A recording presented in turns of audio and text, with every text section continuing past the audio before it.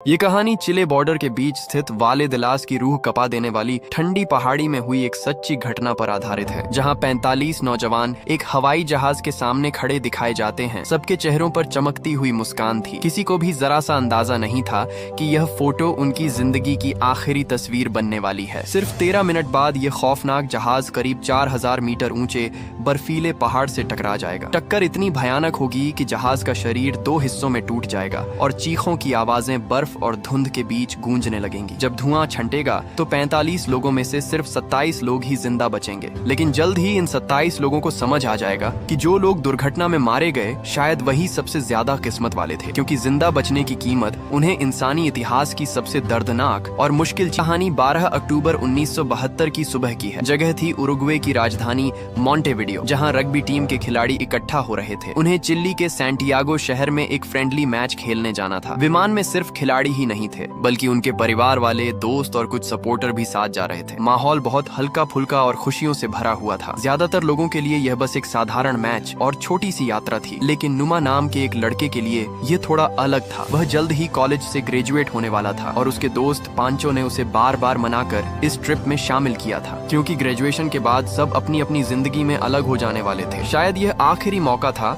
जब वे सब दोस्त एक साथ समय बिता सकते थे। टीम के कप्तान मार्सेलो ने बहुत ध्यान से सबका नाम पुकार कर गिनती की, ताकि पक्का हो सके कि कोई पीछे नहीं रह गया। फिर सभी 45 लोगों ने विमान में चढ़ने से पहले एक साथ खड़े होकर एक ग्रुप फोटो खिंचवाई। परिवार वाले दूर खड़े हाथ हिलाकर विदा कर रहे थे। थोड़ी ही देर में विमान ने उड़ान भर ली। धूप जहाज के ऊपर चमक रही थी और सब कुछ बिल्कुल सामान्य और उम्मीदों से भरा हुआ लग रहा था। किसी ने भी नहीं सोचा था कि यह तस्वीर बाद में इतिहास की एक दर्दनाक याद बन जाएगी। कुछ देर तक विमान बिल्कुल आराम से उड़ता रहा। फिर वह एंडीज पर्वतों के ऊपर पहुंचने लगा। खिड़की के बाहर का नजारा बहुत शानदार लेकिन खतरनाक था। बर्फ से ढके ऊंचे ऊंचे पहाड़ बादलों के बीच से झलक रहे थे। सूरज की रोशनी ग्लेशियरों पर पड़कर इतनी तेज चमक रही थी कि आंखें चौंक जाएं। यह दुनिया की सबसे लंबी पर्वत श्रृंखला है, जिसकी औसत ऊंचाई 4000 मीटर से भी ज्यादा है और कई चोटियां 6000 मीटर से भी ऊपर जाती हैं। लेकिन जहाज के अंदर बैठे युवाओं को इन खतरों से कोई फर्क नहीं पड़ रहा था। किसी को भी यह एहसास नहीं था कि खतरा धीरे धीरे उनकी तरफ बढ़ रहा है। अचानक विमान थोड़ा जोर से हिला, झटका लगा और जहाज हल्का सा डगमगाया। रोमा नाम का एक यात्री घबराकर सीट के हैंडल को कसकर पकड़ लेता है। वह टीम का खिलाड़ी नहीं था, बल्कि एक दोस्त के निमंत्रण पर इस यात्रा में आया था। यह उसका पहली बार था जब वह एंडीज पर्वतों के ऊपर से विमान में सफर कर रहा था। थोड़ी ही देर में विमान और ज्यादा हिलने लगा। पायलट की आवाज लाउडस्पीकर में सुनाई दी और सभी यात्रियों से कहा गया कि वे अपनी सीट बेल्ट बांध लें। साथ ही बताया गया कि कुछ ही मिनटों में विमान सैंटियागो पहुंचने वाला है। लेकिन कुछ ही मिनटों में विमान की हालत बदलने लगी। झटके लगातार तेज होते गए। अब यह मजाक जैसा नहीं लग रहा था, बल्कि ऐसा लग रहा था जैसे जहाज पर से नियंत्रण खत्म हो रहा हो। उधर कॉकपिट में पायलट ने एक ऐसी गलती कर दी जो बाद में जानलेवा साबित होने वाली थी। उसे लगा कि विमान एंडीज पर्वत की मुख्य चोटी को पार कर चुका है। उसे विश्वास था कि सबसे खतरनाक हिस्सा पीछे छूट चुका है, इसलिए अब वह विमान की ऊंचाई कम कर सकता है और सैंटियागो की तरफ उतरने की तैयारी कर सकता है। लेकिन वह समय ऐसा था जब जीपीएस जैसी आधुनिक तकनीक मौजूद नहीं थी। पायलटों को अपने विमान की सही स्थिति का पता नहीं चल पाता था। उन्हें सिर्फ कमजोर रेडियो सिग्नल के आधार पर अंदाजा लगाना पड़ता था कि वे कितनी दूर आ चुके हैं। पायलट को लगा कि विमान पहाड़ों से बाहर निकल चुका है, लेकिन असलियत में जहाज अब भी ऊंची चोटियों से घिरा हुआ था। और एक बार जब उसने विमान को नीचे उतारने का फैसला कर लिया, तब उसे वापस ऊपर ले जाना लगभग असंभव हो गया। कुछ ही सेकंड बाद बादलों के बीच से एक विशाल सफेद पहाड़ अचानक सामने आ गया। पायलट ने पूरी ताकत से विमान का नाक ऊपर खींचने की कोशिश की। इंजन जोर जोर से गरजने लगे, लेकिन अब बहुत देर हो चुकी थी। ऊंचाई बहुत कम थी, गति बहुत धीमी थी और पहाड़ बहुत पास आ चुका था। उसी पल पायलट को अपनी भयानक गलती का एहसास हो गया। 4000 मीटर ऊंचे एंडीज पर्वतों के बीच एक छोटी सी गलती भी मौत की सजा बन जाती है। यहाँ दूसरी कोशिश का कोई मौका नहीं मिलता। और फिर वह हुआ जो होना तय था। एक जोरदार टक्कर हुई। टक्कर होते ही जहाज का पिछला हिस्सा टूटकर अलग हो गया और आगे का हिस्सा ऐसे फिसलने लगा जैसे कोई भारी चीज बर्फ पर घसीटी जा रही हो। वह बर्फ के मैदान पर लंबी खाई बनाता हुआ आगे बढ़ता गया। अंदर की सीटें उखड़कर फटने लगीं। सामान हवा में इधर उधर उड़ने लगा। लोगों की चीखें और टूटते धातु की तेज आवाजें एक साथ गूंज रही थीं। पूरा हादसा 1 मिनट से भी कम समय में हुआ, लेकिन उसी 1 मिनट ने 45 लोगों की किस्मत हमेशा के लिए बदल दी। जब जहाज आखिरकार फिसलना बंद हुआ तो चारों तरफ मौत जैसा सन्नाटा छा गया। कुछ लोग टक्कर के समय ही मर चुके थे, उनके शरीर बुरी तरह टूट चुके थे। कुछ लोग बुरी तरह घायल थे और सीटों पर पड़े पड़े दर्द से चिल्ला रहे थे। कुछ बेहोश पड़े थे और कुछ लोग पूरी तरह गायब थे। शायद टक्कर के समय जहाज से बाहर जा गिरे थे और अब बर्फीले पहाड़ों में कहीं खो चुके थे। जो लोग जिंदा बचे थे वे धीरे धीरे अपनी सीटों से निकलने की कोशिश करने लगे। वे लड़खड़ाते हुए खड़े हुए और चारों तरफ देखने लगे। जो नजारा सामने था वह किसी डरावने सपने जैसा था। किसी ने कहा कि शायद कॉकपिट में देखा जाए। अगर पायलट जिंदा हो तो शायद रेडियो अभी भी काम कर रहा हो और मदद बुलाई जा सके। कुछ लोग मुश्किल से आगे बढ़ते हुए कॉकपिट तक पहुंचे। वहां उन्होंने देखा कि पायलट अभी भी बहुत हल्की सांस ले रहा था। वह मरने की हालत में था, लेकिन उसने इशारे से कहा कि वे रेडियो से मदद के लिए संदेश भेजने की कोशिश करें। लेकिन जब उन्होंने रेडियो चलाने की कोशिश की तो पता चला कि वह शायद टूट चुका है और काम नहीं कर रहा। पायलट बहुत मुश्किल से सांस ले रहा था, लेकिन पायलट अब और बोल नहीं पा रहा था। आखिर उसने अपनी आखिरी ताकत जुटाकर धीरे से कहा, भगवान तुम्हारे साथ हो, और फिर उसकी सांस हमेशा के लिए रुक गई। उस पल सभी बचे हुए लोगों को समझ आ गया कि अब उन्हें अपनी मदद खुद ही करनी होगी। शाम बहुत जल्दी उतर आई। लगभग 4000 मीटर की ऊंचाई पर स्थित एंडीज पर्वतों में सूरज डूबने के बाद तापमान बहुत तेजी से गिरता है। सिर्फ 1-2 घंटे के अंदर दिन का हल्का सा गर्म तापमान सीधे -30 डिग्री या उससे भी कम हो सकता है। बचे हुए लोग टूटे हुए जहाज के अंदर एक दूसरे के पास सिमट कर बैठ गए। उन्होंने सीटों के पीछे के हिस्से और सूटकेसों से जहाज के टूटे हुए हिस्सों को बंद करने की कोशिश की ताकि ठंडी हवा अंदर न आए, लेकिन यह सब काफी नहीं था। उनके पास पर्याप्त कपड़े नहीं थे, न स्लीपिंग बैग थे, न आग जलाने का कोई साधन, क्योंकि उन्हें लगा था कि कुछ ही घंटों में वे गर्म और सुरक्षित सैंटियागो पहुंच जाएंगे। सबसे बड़ी समस्या यह थी कि कई लोग गंभीर रूप से घायल थे। ज्यादा खून बहने की वजह से उनका शरीर और भी जल्दी ठंडा हो रहा था। अंधेरे में कप्तान मार्सेलो की आवाज सुनाई दी। वह लगातार सबको आवाज दे रहा था और कह रहा था कि कोई भी सोए नहीं, क्योंकि अगर वे सो गए तो ठंड से मर सकते हैं। वह बार बार लोगों को पुकारता रहा ताकि सब जागते रहें और उनका शरीर गर्म बना रहे। लेकिन उस रात भी 3 लोगों की सांसें थम गईं। वे लोग भयानक विमान दुर्घटना से तो बच गए थे, लेकिन पहली ही रात की ठंड को सहन नहीं कर सके। जब अगली सुबह सूरज की पहली किरण जहाज के टूटे हुए हिस्से के अंदर आई तो रोमा ने गहरी सांस ली। वह अब भी जिंदा था। धीरे धीरे बाकी लोग भी बाहर निकलने लगे। सुबह की हल्की धूप थोड़ी गर्माहट लेकर आई। उसी रोशनी में पहली बार सभी लोगों ने साफ देखा कि वे आखिर कहाँ फंसे हुए हैं। वे एंडीज पर्वतों के बहुत अंदर लगभग 4000 मीटर की ऊंचाई पर थे। चारों तरफ सिर्फ ऊंचे ऊंचे बर्फीले पहाड़ थे जो अंतहीन लग रहे थे। सूरज की रोशनी उन पर पड़कर ठंडी चमक पैदा कर रही थी। वहां न कोई पेड़ था, न कोई पौधा और न ही जीवन का कोई निशान। वे पूरी तरह एक सफेद बर्फीले रेगिस्तान में फंसे हुए थे, दुनिया से बिल्कुल कटे हुए। शुरुआती गिनती में पता चला कि 45 लोगों में से कम 12 लोग दुर्घटना में ही मर चुके थे, जिनमें क्रू के सदस्य और कई यात्री शामिल थे। 29 लोग जिंदा बचे थे, लेकिन उनमें से ज्यादातर घायल थे। कुछ लोग अभी भी लापता थे, शायद जहाज के टूटे हुए पिछले हिस्से के साथ किसी घाटी में गिर गए थे या बर्फ के नीचे दब गए थे।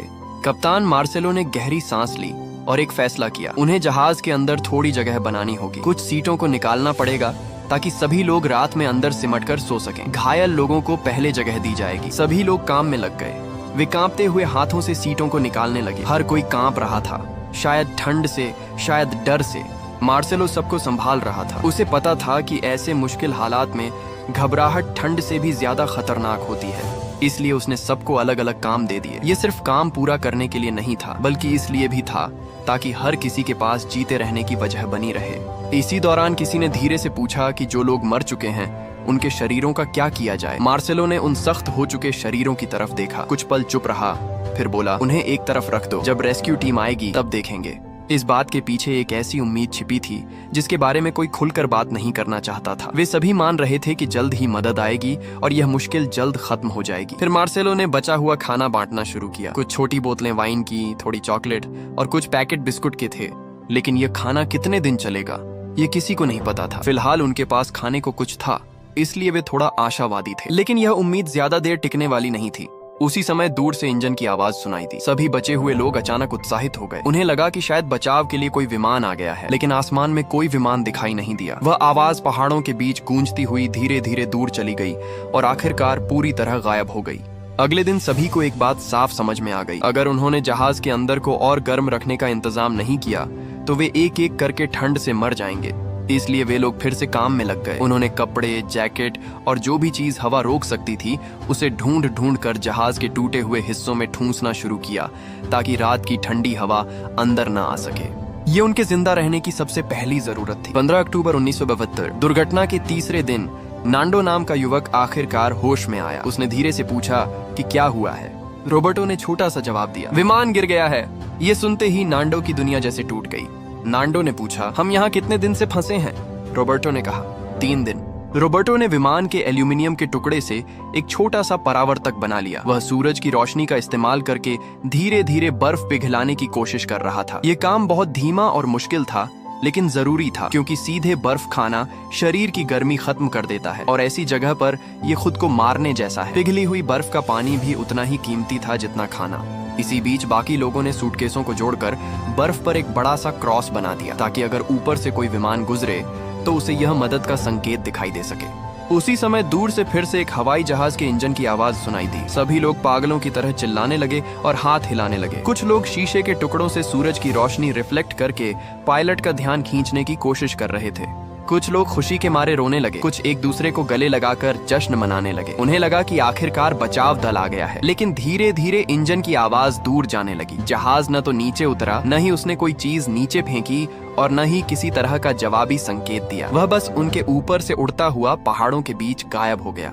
रात फिर से आ गई। घायल लोगों को बहुत सावधानी से उठाकर मजबूत किए गए केबिन के अंदर लाया गया। रॉबर्टो घायलों को कहाँ रखना है यह निर्देश दे रहा था और बार बार सबको याद दिला रहा था कि उसकी टूटी हुई टांग का ध्यान रखा जाए ताकि उसे जितना हो सके उतना आराम मिल सके। लेकिन इस माहौल में आराम सिर्फ एक कल्पना जैसा था। अगले दिन फिर से हवाई जहाज के इंजन की आवाज सुनाई दी। सभी लोग सांस रोककर ध्यान से सुनने लगे। आवाज धीरे धीरे करीब आती लग रही थी, जैसे आसपास ही चक्कर लगा रही हो। लेकिन जब उन्होंने ऊपर देखा तो घने बादलों में कहीं भी जहाज दिखाई नहीं दिया। कुछ लोगों ने तर्क देकर सबको समझाने की कोशिश की। उन्होंने कहा कि एंडीज पहाड़ बहुत बड़े हैं, इसलिए बचाव दल एक बार में पूरे इलाके की तलाश नहीं कर सकता। वे अलग अलग इलाकों में बारी बारी से खोज कर रहे होंगे। कल तो बचाव का जहाज उनके सिर के ऊपर से गुजरा था और सबने उसे देखा भी था। आज भले ही आवाज सुनाई दे रही है, लेकिन जहाज दिख नहीं रहा। इसका मतलब है कि बचाव दल किसी दूसरे इलाके में खोज कर रहा है। मार्सेलो ने आखिर में दृढ़ता से कहा कि बचाव दल जरूर उन्हें लेने आएगा। लेकिन जब मार्सेलो वहां से चला गया तब फीतो और रॉबर्टो को कठोर सच्चाई का सामना करना पड़ा। फीतो ने साफ कहा कि अगर यही हालत रही तो वे ज्यादा दिन नहीं टिक पाएंगे। लूमा ने कहा कि उन्हें क्रैश वाली जगह तक चढ़कर जाना चाहिए और टूटे हुए जहाज के पीछे वाले हिस्से को ढूंढना चाहिए। अगर वे बैटरी वापस ले आए और रेडियो फिर से चालू कर दें तो वे बाहर की दुनिया को मदद के लिए सिग्नल भेज सकते हैं। इस योजना ने सबके दिलों में फिर से उम्मीद जगा दी। सिर्फ बचाव दल के उन्हें ढूंढने का इंतजार करने के बजाय फिलहाल यही एक तरीका था जिससे वे खुद कुछ करने की कोशिश कर सकते थे। अगले दिन कुछ ऐसे लोग जिनकी तबीयत ठीक थी, उन्होंने जल्दी जल्दी साधारण से चश्मे बना लिए। तेज बर्फीली रोशनी में बिना चश्मे के देखने से आंखें अंधी हो सकती थीं।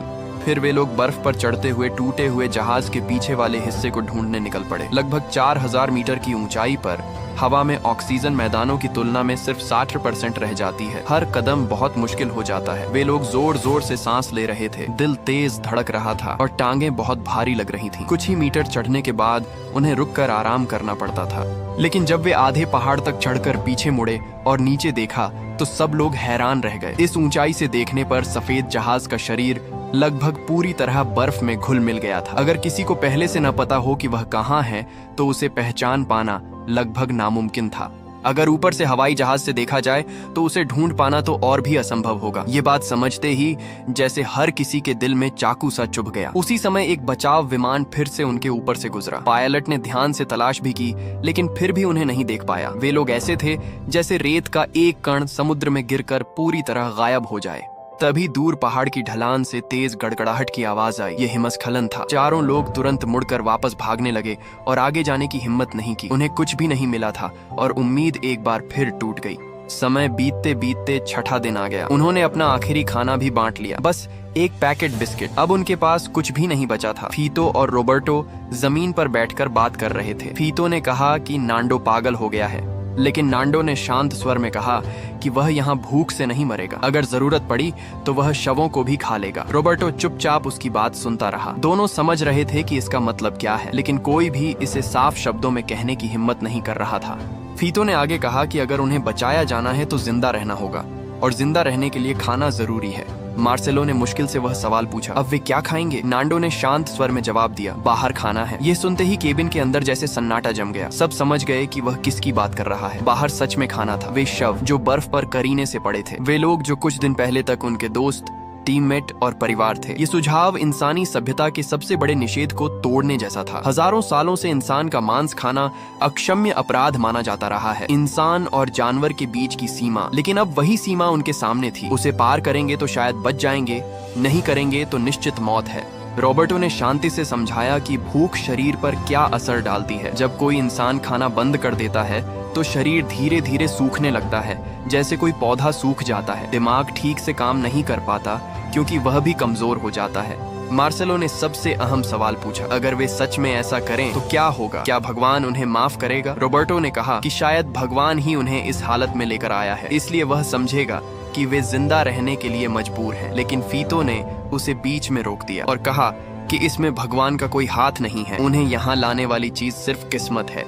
आर्थुरो ने इस बात को तर्क से समझाने की कोशिश की। उसने कहा कि यह सिर्फ मांस ही तो है, लेकिन मार्सेलो दर्द के साथ बोला कि वह किसी के अपने प्रिय लोगों का मांस है। रोमा ने भी इस बात का समर्थन किया। उसने कहा कि उन्हें खाना चाहिए, लेकिन उन्हें ऐसा करने का अधिकार नहीं है। रॉबर्टो ने पलटकर पूछा, क्या मुझे जिंदा रहने के लिए हर संभव तरीका अपनाने का अधिकार नहीं है? कौन मुझसे यह अधिकार छीन सकता है? तुम? यह सवाल सुनकर सब चुप हो गए। तभी केबिन में रोने की आवाजें गूंजने लगीं। ये विषय हर किसी के दिल को तोड़ रहा था। उन्हें नैतिकता और जीवित रहने के बीच चुनाव करना था। बाहर बर्फीली हवा जोर जोर से चल रही थी, जैसे वह उनकी हालत का मजाक उड़ा रही हो। भूख की यातना इतनी बढ़ चुकी थी कि कुछ लोग अब ऐसी हर चीज खाने की कोशिश करने लगे थे जो मुंह में डाली जा सके। उन्होंने अपने बैग और सूटकेस खंगाल डाले। कोई चमड़े के जूते के फीते चबा रहा था, कोई तंबाकू निगलने की कोशिश कर रहा था, लेकिन यह सब चीजें पच ही नहीं सकती थीं। उल्टा इससे पेट में और ज्यादा दर्द होने लगा। फिर एक और डरावना संकेत सामने आया। ज्यादा से ज्यादा लोगों ने देखा कि उनकी पेशाब का रंग गहरा भूरा हो गया है। कुछ की तो लगभग काली हो चुकी थी। इसका मतलब था कि उनके गुर्दे फेल होने लगे हैं। उनके खून में शरीर के खुद के टूटते हुए ऊतकों से पैदा हुए जहरीले पदार्थ भर रहे थे। अगर ऐसा ही चलता रहा तो कुछ ही दिनों में उनके शरीर के अंग पूरी तरह काम करना बंद कर देंगे। कुछ लोग अपनी बेल्ट कसकर पेट दबाने की कोशिश कर रहे थे, लेकिन उन्हें पता चला कि बेल्ट में अब लगाने के लिए छेद ही नहीं बचे। उनका वजन इतना कम हो चुका था कि जो बेल्ट पहले ठीक से फिट होती थी, अब शरीर पर ढीली लटक रही थी।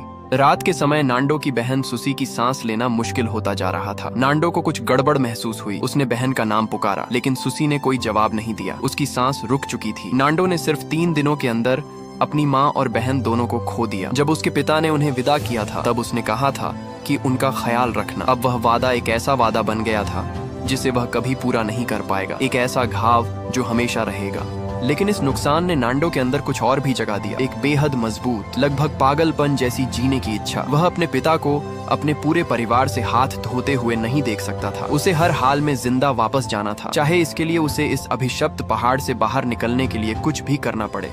सुसी की मौत के बाद बचे हुए लोगों की संख्या घटकर 27 रह गई। जब विमान दुर्घटनाग्रस्त हुआ था तब वे 45 लोग थे और अब सिर्फ 27 बचे थे। सिर्फ 9 दिनों में 18 जिंदगियां खत्म हो चुकी थीं।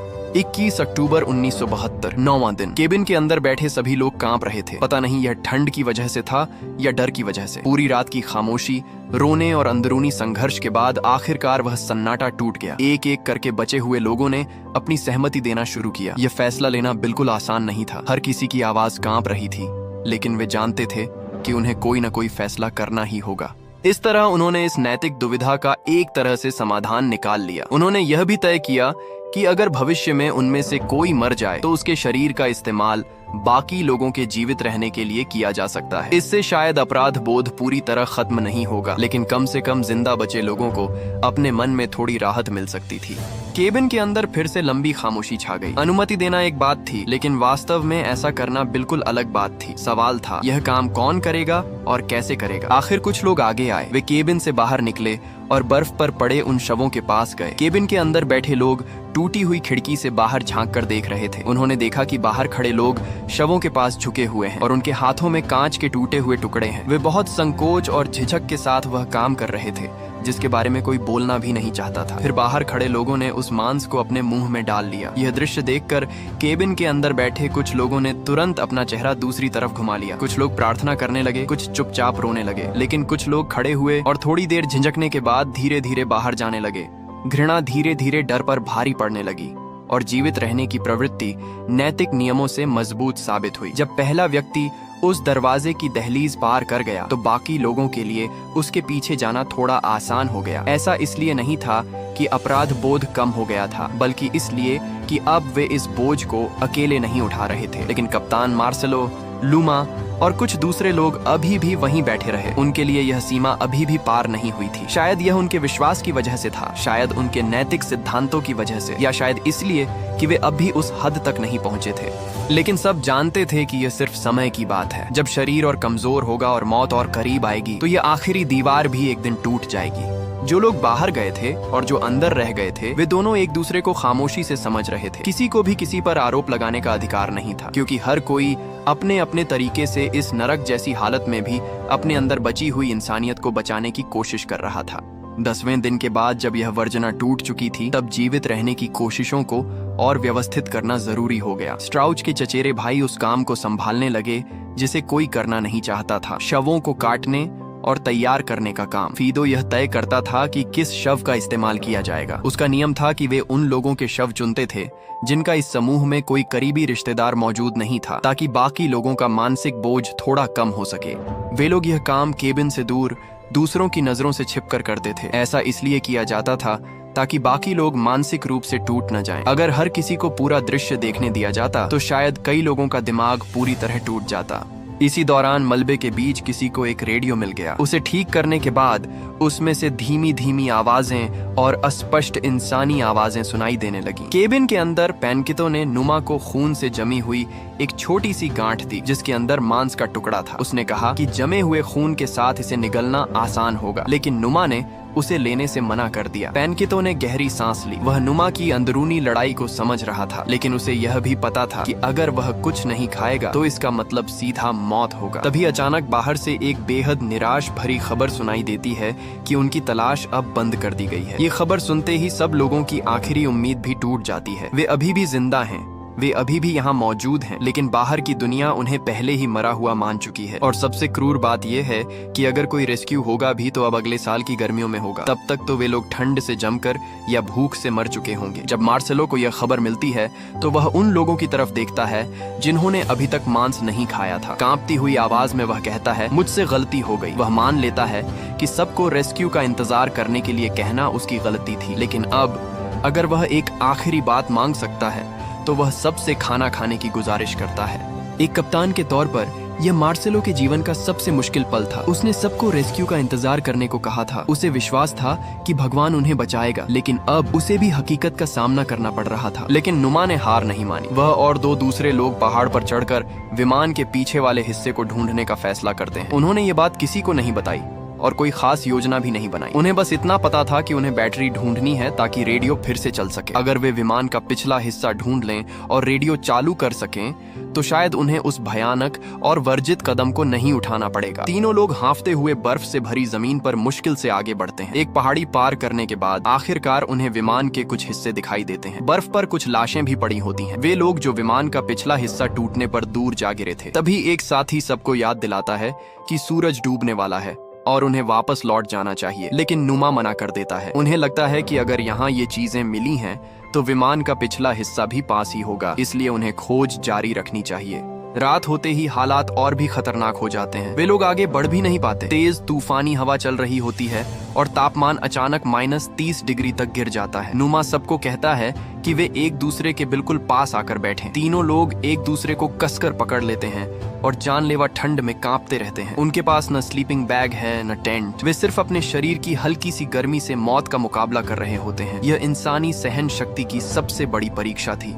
अगली सुबह तीनों किसी तरह जिंदा बच जाते हैं। उनका पूरा शरीर सुन्न और कमजोर हो चुका था, लेकिन वे अभी भी जिंदा थे। मगर उन्हें विमान का पिछला हिस्सा नहीं मिला, बैटरी भी नहीं मिली। उनकी आखिरी उम्मीद एक बार फिर टूट जाती है। वे वापस कैंप लौट आते हैं।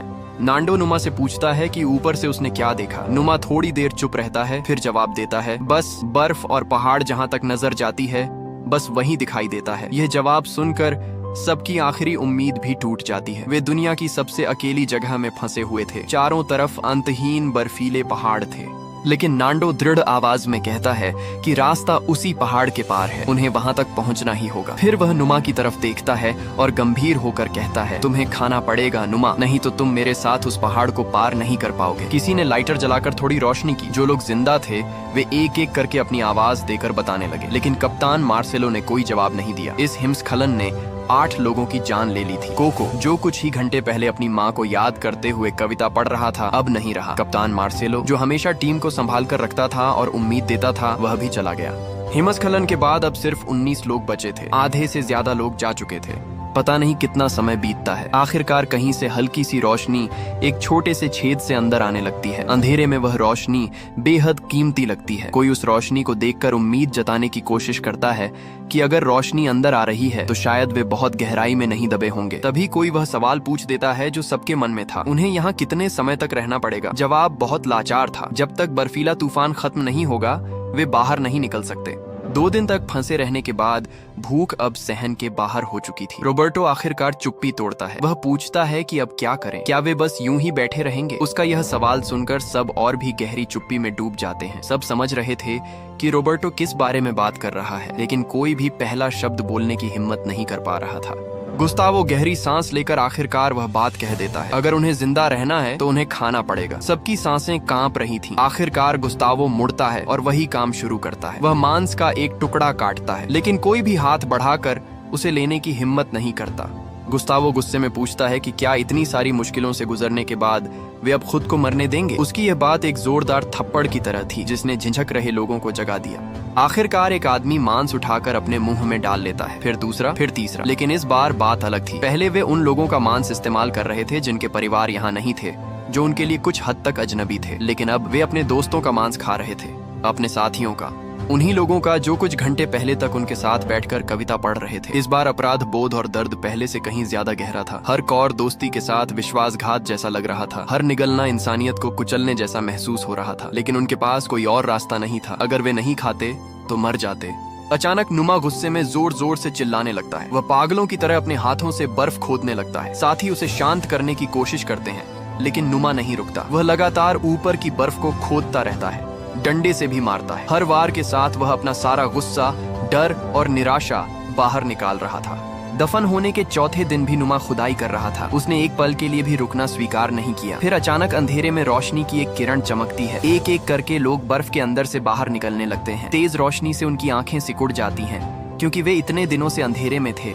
असल में सबकी जान नुमा की जिद ने बचाई थी। अगर वह भी बाकी लोगों की तरह हार मान लेता, अगर वह भी निराशा में डूब जाता, तो ये 19 लोग सब के सब बर्फ के नीचे मर जाते। लेकिन उसने ऐसा नहीं किया। उसने 4 दिन और 4 रात लगातार खोदकर सबके लिए बाहर निकलने का रास्ता बना दिया। इसके बाद सब लोग मिलकर बर्फ खोदने लगते हैं ताकि दबा हुआ सामान ढूंढ सकें। अब उन्हें ताकत मिल रही थी एक दूसरे के त्याग, साहस और एकता से। रोबर्टो की चिकित्सा, नांडो की हिम्मत, फीतो की देखभाल, इंसानियत की यही रोशनी अब उनके लिए नए भगवान जैसी बन गई थी। और जो दोस्त मर चुके थे, उनके शरीर ने बाकी लोगों को जिंदा रहने का मौका दिया था, इसलिए वे भी इस नए विश्वास का हिस्सा बन गए थे। कुछ समय बाद नांडो सुझाव देता है कि उन्हें अब भी निकल जाना चाहिए। वह कहता है कि देखो, सूरज कितना अच्छा है, यह यात्रा शुरू करने का सही मौका है। लेकिन रोबर्टो को लगता है कि वे अभी तैयार नहीं हैं। वह कहता है कि उन्हें थोड़ा और इंतजार करना चाहिए। जब मौसम थोड़ा गर्म हो जाए, वे बाहर रात नहीं बिता सकते। पिछली बार नुमा और उसके साथियों का अनुभव इसका सबूत था। पेड्रो भी समझाता है कि 15 नवंबर के बाद बर्फ पिघलना शुरू होगी। तापमान बढ़ने पर तूफान का खतरा भी कम हो जाएगा। आखिरकार नांडो को समझौता करना पड़ता है। तीसरे से चौथे दिन के बीच बर्फ और बर्फ की परतें पिघलने लगी। कहीं कहीं से पानी टपकने की आवाज आने लगी, जो इस बात का संकेत था कि बसंत आने वाला है। गुस्तावो और रोबर्टो आर्तुरो की देखभाल कर रहे थे। वे बहुत सावधानी से उसे उठाते हैं, उसका सिर संभालकर धीरे धीरे उसे हिलाते हैं। आर्तुरो दर्द से कराह रहा था और बहुत कमजोर आवाज में खांस रहा था। जब उन्होंने धीरे से उसके कपड़े उठाए तो जो उन्होंने देखा उससे उनका दिल टूट गया। आर्तुरो की पीठ पर बड़े बड़े कीड़े पड़ चुके थे। उसकी त्वचा सड़कर नीली काली हो चुकी थी और कुछ जगहों पर तो मांस पूरी तरह खराब हो गया था। लंबे समय तक ठंडे और कठोर धातु के विमान के ढांचे पर पड़े रहने के कारण और बेहद कुपोषण की वजह से उसका शरीर अब अंदर से टूटने लगा था। गुस्तावो ने गंभीर आवाज में कहा कि आर्तुरो की हालत बहुत खराब है, वह शायद 3 दिन से ज्यादा नहीं जी पाएगा, बास्को शायद 5 दिन। उसने रोबर्टो से पूछा कि वह क्या सोचता है। रोबर्टो समझ नहीं पाया कि वह क्या पूछना चाहता है। गुस्तावो कुछ पल चुप रहा और फिर आखिरकार वह बात कह दी जो वह असल में कहना चाहता था। एक डॉक्टर होने के बावजूद यहाँ वे कुछ नहीं कर सकते थे। अगर वे यहीं रुके रहे तो आखिरकार वे लोगों की जान बचाने वाले डॉक्टर नहीं रहेंगे, बल्कि अपने साथियों को दफनाने वाले कब्र खोदने वाले बन जाएंगे। गुस्तावो की बातों ने एक कठोर सच्चाई सामने रख दी। यहाँ दवाइयाँ नहीं थीं, कोई उपकरण नहीं था, न कोई गर्म कमरा था जहाँ मरीजों का इलाज हो सके। अगर वे यहीं रहे तो बस अपने साथियों को एक एक करके मरते हुए देखते रहेंगे और फिर उन्हें बर्फ में दफनाते रहेंगे। अब एक ही उम्मीद बची थी कि कोई यहाँ से बाहर निकल सके और मदद लेकर वापस आए, और टीम में सबसे मजबूत शरीर रोबर्टो का था, इसलिए यह जिम्मेदारी उसी को उठानी होगी। कुछ ही समय बाद आर्तुरो ने सांस लेना बंद कर दिया। उसकी मौत ने सबको एक झटका दे दिया। समय बहुत कम बचा था। अगर उन्होंने जल्दी कुछ नहीं किया तो बाकी सभी भी आर्तुरो की तरह मर जाएंगे। वे विमान दुर्घटना से नहीं मरेंगे, न ही खून बहने से, बल्कि धीरे धीरे शरीर के कमजोर होने और संक्रमण से मर जाएंगे। रोबर्टो को अब गुस्तावो की बात समझ आ गई। टीम का सबसे ताकतवर सदस्य होने के नाते अब वह और देर नहीं कर सकता था। नांडो भी यह बात समझ गया। चाहे वे कितनी भी तैयारी क्यों न कर लें, अगर सब मर गए तो तैयारी का कोई मतलब नहीं रहेगा। उन्हें निकलना ही होगा, चाहे वे पूरी तरह तैयार हों या नहीं, चाहे आगे कितना भी खतरा क्यों न हो। अगले दिन नुमा, नांडो और 2 अन्य लोग तैयार हो गए। उन्होंने पूर्व दिशा में अर्जेंटीना की तरफ चलने का फैसला किया। उन्होंने ज्यादा गर्म कपड़े पहने ताकि वे बाहर एक रात गुजार सकें। चारों लोग भारी सांस लेते हुए बर्फीली जमीन पर मुश्किल से आगे बढ़ रहे थे। हर कदम के लिए बहुत ताकत लग रही थी। पतली हवा की वजह से उन्हें बार बार रुककर आराम करना पड़ रहा था। तभी नुमा का संतुलन बिगड़ गया और वह पहाड़ी ढलान से लुढ़क कर नीचे चला गया। रोबर्टो दौड़कर उसके पास गया और उसकी टांग देखी। घाव में पहले ही संक्रमण हो चुका था। रोबर्टो ने फैसला किया कि वह नुमा को वापस कैंप तक छोड़कर आएगा, लेकिन नुमा ने मना कर दिया। उसने कहा कि वह खुद ही वापस जा सकता है। नुमा नहीं चाहता था कि वह बाकी लोगों के लिए बोझ बने। वह जानता था कि अगर रोबर्टो उसे वापस छोड़ने गया तो अभियान में सिर्फ 2 लोग रह जाएंगे और सफलता की संभावना बहुत कम हो जाएगी। रोबर्टो टीम का सबसे मजबूत सदस्य था, इसलिए उसका अभियान में रहना जरूरी था। नुमा का फैसला एक तरह का त्याग था। अपने बलिदान से वह चाहता था कि अभियान को एक छोटी सी उम्मीद मिल सके। रोबर्टो कुछ पल हिचकिचाया, लेकिन आखिरकार उसने सिर हिला दिया। उसे पता था कि नुमा सही कह रहा है। नुमा मुड़ा और अकेला ही मुश्किल से वापस कैंप की तरफ चल पड़ा। जब नुमा कैंप पहुंचा तो उसने देखा कि एक और जीवित बचे व्यक्ति की मौत हो चुकी थी। अब 19 लोग घटकर 18 रह गए थे। नुमा गहरी निराशा में डूब गया। उसने हावियर से कहा कि वह समझ नहीं पा रहा है। विमान दुर्घटना के पहले पल से ही वह हर किसी की मदद करने की कोशिश कर रहा था। उसने हमेशा सही काम करने की कोशिश की, लेकिन अब उसकी टांग इस हालत में है और वह किसी काम का नहीं रह गया। हावियर नुमा की तरफ देखता है और कहता है कि तुम्हारा घाव तुम्हें बेकार नहीं बनाता। हावियर ने अपनी पत्नी को खोने के अनुभव से नुमा के सवाल का जवाब दिया। मौत अपने आप में कोई मतलब नहीं रखती, लेकिन जो लोग जिंदा रहते हैं वही उसे मतलब देते हैं। लिलियाना की मौत ने हावियर को प्यार की असली कीमत समझाई और उसे जीते रहने की वजह दी, अपने बच्चों के लिए। उसी तरह नुमा की चोट भी उसे बेकार नहीं बनाती, बल्कि उसे किसी और तरीके से योगदान देने का मौका देती है। हर किसी का अपना एक मिशन होता है और हर किसी को एक ही पहाड़ पर चढ़ना जरूरी नहीं होता। कुछ समय बाद नांडो और बाकी लोग वापस आ गए। नांडो उत्साहित होकर नुमा को बताने लगा कि वे लगभग 2-3 घंटे पूर्व की तरफ चले थे। अचानक एक छोटी पहाड़ी के पीछे उन्हें विमान का पिछला हिस्सा मिल गया। नांडो को विश्वास ही नहीं हो रहा था। विमान का वह हिस्सा दुर्घटना के समय अलग होकर दूसरी तरफ गिर गया था। उसके अंदर बहुत सारे सूटकेस बिखरे हुए थे, साफ जैकेट, शराब, सिगरेट और चॉकलेट। नांडो ने चॉकलेट नुमा को दी। नुमा ने तुरंत उसे फाड़कर खाना शुरू कर दिया, जैसे वह रैपर समेत निगल लेना चाहता हो। नांडो ने माना कि नुमा पहले सही था। उन्होंने बाहर एक रात बिताई थी और लगभग मर ही गए थे, लेकिन उन्हें जिस बैटरी की जरूरत थी वह उसी विमान के हिस्से में मिल गई। समस्या यह थी कि बैटरी बहुत बड़ी और भारी थी, इसलिए उसे वापस लाना संभव नहीं था। लेकिन अगर वे रेडियो को वहां ले जाएं तो उसे चलाने की कोशिश की जा सकती थी। नांडो ने यह भी बताया कि रॉय ने रेडियो ठीक कर लिया है। रोबर्टो का मानना था कि वे विमान वाले रेडियो को भी चालू कर सकते हैं। नांडो ने कहा कि उन्हें फिर से उस जगह जाना होगा और कोशिश करनी होगी। यह एक ऐसा पल था जब उम्मीद फिर से जाग उठी थी। अगर रेडियो चल गया और वे मदद का संदेश भेज सके तो शायद उन्हें पहाड़ पार करने का जोखिम नहीं उठाना पड़ेगा। कुछ समय बाद नांडो और 3 लोग फिर से निकल पड़े। नुमा उन्हें जाते हुए देखता रहा। वह चाहता था कि वह भी उनके साथ जा सके, लेकिन उसका शरीर उसे यहीं रुकने पर मजबूर कर रहा था। वह बस चुपचाप उनके लिए दुआ कर सकता था। रॉय ने आखिरकार रेडियो को बैटरी से जोड़ने में सफलता पा ली। अब वे सभी अलग अलग फ्रीक्वेंसी मिलाकर उसे चलाने की कोशिश करने लगे। तभी नांडो ने अचानक पूछा, अगर रेडियो काम ही नहीं किया तो क्या होगा? रॉबर्टो ने शांत आवाज में जवाब दिया, तब हम वापस लौटेंगे और फिर पश्चिम की तरफ चिल्ली की दिशा में चल पड़ेंगे। कुछ ही देर बाद रेडियो से अचानक खरखराहट की आवाज आने लगी। रॉबर्टो तुरंत माइक्रोफोन के पास झुका और बोलने लगा। उसने सामने वाले को बताया कि वे एंडीज पर्वतों में फंसे हुए उरुग्वे के लोग हैं। वे अभी भी जिंदा हैं और मदद चाहते हैं। लेकिन जवाब में सिर्फ शोर सुनाई दिया। थोड़ी देर बाद रेडियो से संगीत और किसी की धुंधली आवाज सुनाई देने लगी। उन्हें समझ आ गया कि यह सिर्फ एक सामान्य रेडियो प्रसारण स्टेशन है। ये दो तरफा संपर्क नहीं था। वे दूसरों की आवाज सुन सकते थे, लेकिन कोई भी उनकी आवाज नहीं सुन सकता था।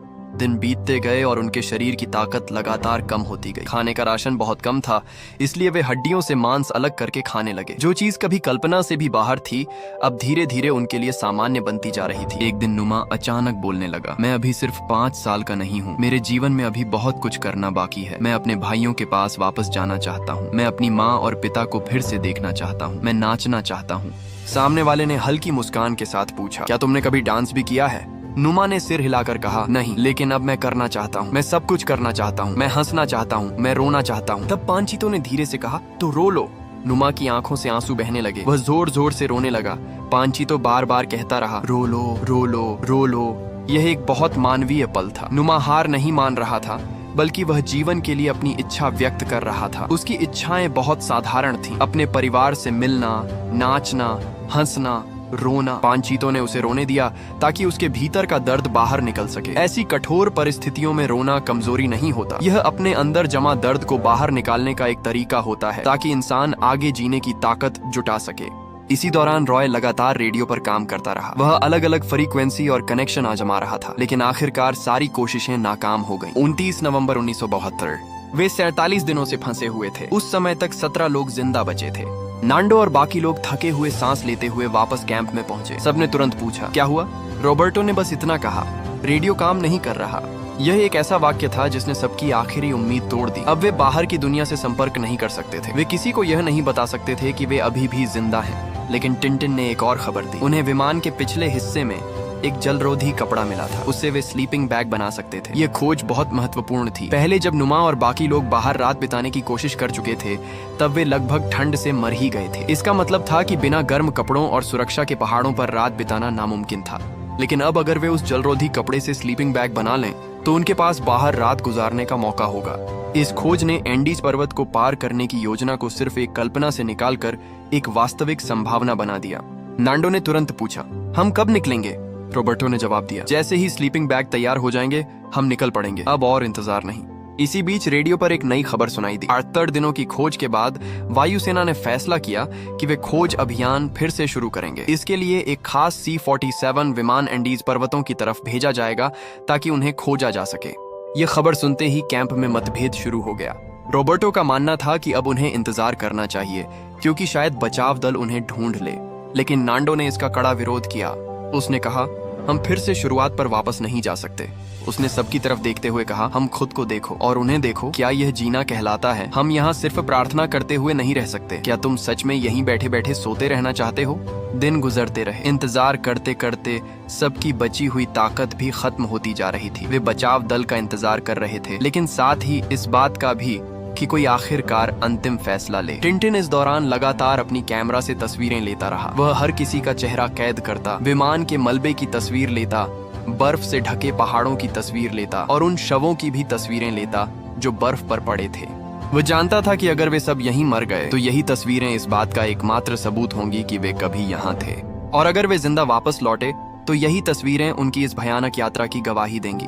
किसी भी हालत में इन तस्वीरों को सच दर्ज करना था कि वे कभी यहाँ थे, उन्होंने संघर्ष किया और वे कभी जिंदा थे।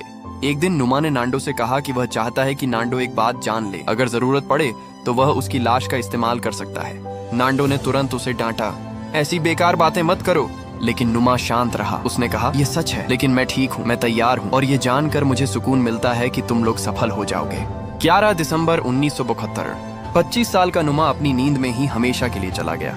उसकी मौत शांत थी लेकिन बेहद दुखद भी। वह असल में रग्बी टीम का सदस्य भी नहीं था, फिर भी वह इस यात्रा में शामिल हुआ था। दुर्घटना के बाद उसने हर किसी की मदद करने की कोशिश की। पूर्व दिशा की यात्रा के दौरान वह घायल हो गया और अंत में घाव के संक्रमण और कुपोषण की वजह से उसकी मौत हो गई। मरने से पहले उसने नांडो को अनुमति दी थी कि वे उसकी लाश का इस्तेमाल कर सकते हैं। यह उसका आखिरी योगदान था, अपने शरीर से अपने दोस्तों को जीवित रहने में मदद करना।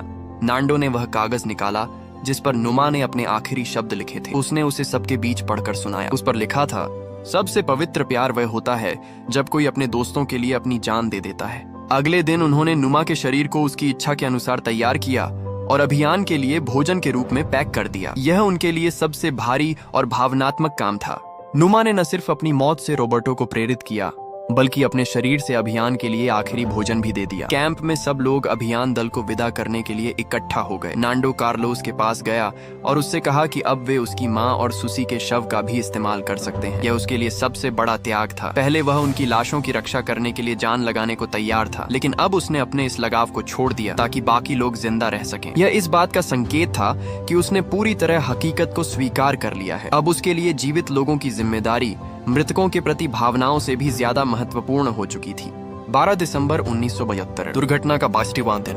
पश्चिम की ओर जाने वाला अभियान शुरू हुआ। लक्ष्य था चिल्ली पहुंचना। 3 लोग निकले, नांडो, रॉबर्टो और टिंटिन। तीनों भारी सांस लेते हुए पश्चिम की ओर पहाड़ चढ़ने लगे। रात होने पर तीनों एक ही स्लीपिंग बैग में सिमट कर बैठे और खाई के किनारे अपनी पहली रात गुजारी। अगले दिन तीनों ने बेहद कठिन परिस्थितियों में आगे बढ़ना जारी रखा। आखिरकार वे किसी तरह पहाड़ की चोटी तक पहुंच गए और तेज तेज सांस ले रहे थे और उम्मीद कर रहे थे कि ऊपर पहुंचकर उन्हें नीचे कोई हरी भरी घाटी दिखाई देगी जहां सभ्यता के निशान हो, कोई बस्ती हो और इस डरावने सपने का अंत हो जाए। लेकिन सामने जो नजारा था उसने उनका दिल तोड़ दिया। दूर दूर तक बस बर्फ से ढके पहाड़ ही पहाड़ थे, एक के बाद एक, जिनका कोई अंत नजर नहीं आ रहा था। एंडीज पर्वत मानो किसी जमे हुए समुद्र की तरह था, जिसकी लहरें पहाड़ों के रूप में उठती गिरती हुई आसमान की रेखा तक फैली थीं। वे सोच रहे थे कि बस इस एक पहाड़ को पार करते ही उन्हें नीचे की दुनिया दिख जाएगी, लेकिन अब उन्हें समझ आया कि यह तो अनगिनत पहाड़ों में से बस एक था। वे आपस में बात करने लगे, हम पहले ही उस घाटी तक पहुंच चुके हैं, बस उस घाटी को पार करना है तो हम दूसरी घाटी तक पहुंच जाएंगे। लेकिन इसका मतलब क्या था? 10 दिन का सफर या 20 दिन का? उनके पास तो सिर्फ 1 हफ्ते का खाना बचा था। रॉबर्टो एक तर्कवादी इंसान था। वह जानता था कि इस सफर के पक्ष में आंकड़े नहीं थे, खाना कम था, दूरी बहुत ज्यादा थी और शरीर में ताकत भी खत्म हो रही थी। लेकिन नांदो की जिद और विश्वास ने उसे एक और संभावना दिखा दी। शायद उन 2 पहाड़ों के बीच सच में नीचे उतरने का रास्ता हो, शायद वे सच में वहां तक पहुंच सकें। और सबसे बड़ी बात यह थी कि अगर वह वापस लौट जाता तो नांदो अकेला ही आगे चलता रहता। रॉबर्टो अपने दोस्त को अकेले मरने के लिए नहीं छोड़ सकता था। आखिर दोनों ने फैसला किया कि वे पश्चिम की ओर आगे बढ़ते रहेंगे। उन्होंने तय किया कि टिंटिन वापस कैंप लौट जाएगा ताकि खाना ज्यादा दिनों तक चल सके। टिंटिन कैंप में लौटकर बाकी लोगों को उनकी हालत के बारे में बताता है। वह कहता है कि नांदो और रॉबर्टो दोनों ठीक हैं, उनकी हालत अच्छी है, उनके पास लगभग 10 दिन का खाना है और उन्हें रोकने वाली कोई चीज नहीं है। उधर एंडीज पर्वत की गहराई में नांदो और रॉबर्टो लगातार आगे बढ़ते रहे। उनके सामने एक के बाद एक पहाड़ थे जिनके ऊपर बादल और धुंध छाई हुई थी। वे एक घाटी पार करते, फिर दूसरी चढ़ाई चढ़ते, फिर अगली पहाड़ी पार करते। उनकी कमर झुक जाती, सांस फूल जाती और दिल ऐसा धड़कता जैसे छाती से बाहर निकल आएगा। लेकिन उन्होंने रुकना नहीं चुना। पता नहीं कितने समय तक चलते रहने के बाद नांदो ने सामने की ओर इशारा किया। आखिरकार उन्हें सच में नीचे उतरने वाला रास्ता दिखाई देने लगा था। जैसे जैसे वे नीचे उतरते गए, ऊंचाई कम होती गई और तापमान थोड़ा बढ़ने लगा। उनके कदम अब पहले से ज्यादा मजबूत हो गए। फिर अचानक उन्हें पक्षियों की आवाज सुनाई दी। इसका मतलब था कि वे अब काफी नीचे आ चुके हैं। उन्होंने कुछ कीड़े मकोड़े भी देखे जो इस बात का संकेत थे कि यहाँ जीवन मौजूद है। 9वें दिन की रात को अचानक नांदो को जोर जोर से उल्टियां आने लगी। उसे भयानक खांसी हो रही थी। उसका शरीर अब पूरी तरह टूट चुका था। उसका शरीर जैसे आखिरी चेतावनी दे रहा था कि अब वे अपनी सीमा के बिल्कुल पास पहुंच चुके हैं। अगर जल्द ही उन्हें कोई इंसान नहीं मिला तो वे सच में रास्ते में ही मर जाएंगे। लेकिन वे रुक नहीं सकते थे।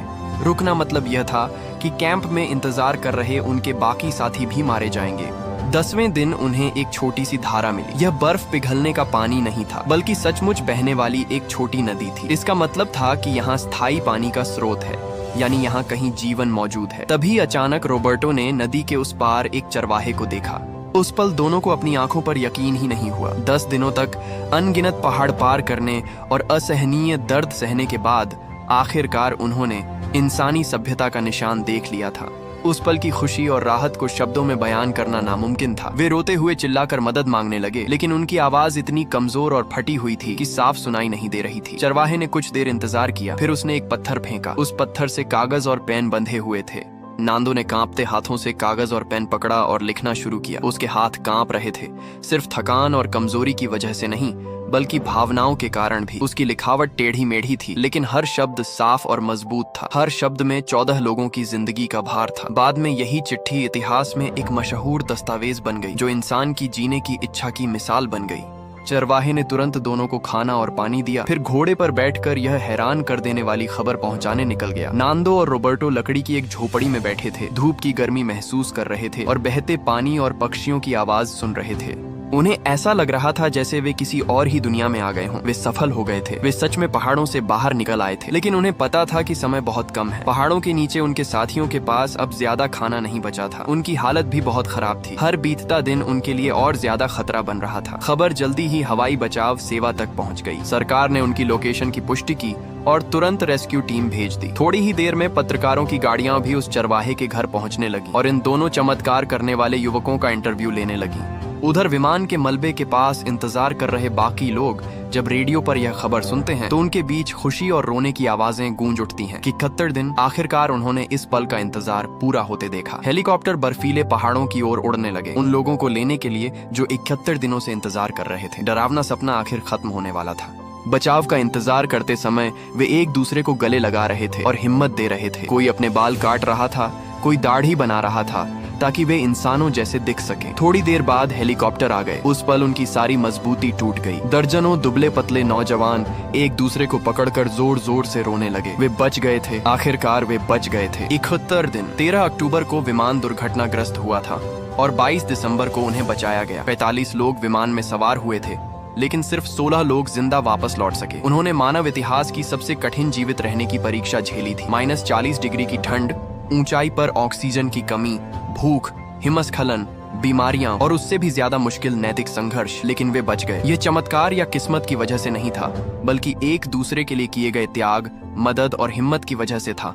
रोबर्टो के मेडिकल ज्ञान ने घायलों की जान बचाई। कुछ लोगों की हिम्मत ने मृत शरीरों को संभाला। नांदो की इच्छा शक्ति ने एंडीज पर्वत पार किए। किसी ने अपने जख्मों के बावजूद दोस्तों की जिंदगी बचाई। हर जीवित इंसान अपने साथ उन मृत साथियों का बोझ लेकर जी रहा था, और यही बोझ उन्हें हमेशा याद दिलाता रहेगा कि उस पहाड़ पर क्या हुआ था।